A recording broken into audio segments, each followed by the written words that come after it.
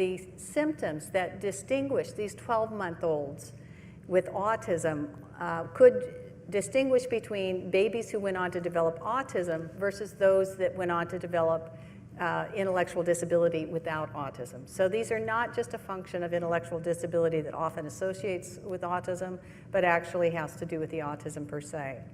And then finally, we used home videos to validate for the first time what parents had been telling us for many years, which is that some children develop normally and then lose symptoms between the 12-month and the 24-month birthday typically.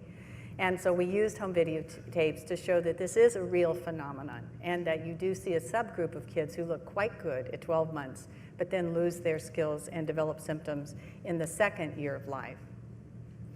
Now, at the same time that we were providing this foundation using home videotapes, a new methodology was beginning to emerge, and this methodology has been extremely powerful in letting us to see the symptoms of autism prospectively emerge.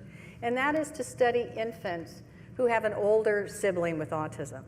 So we now know that if you have one child in the family with autism, that the risk for the second child is about 20%. So 1 in 5 children will go on to develop autism.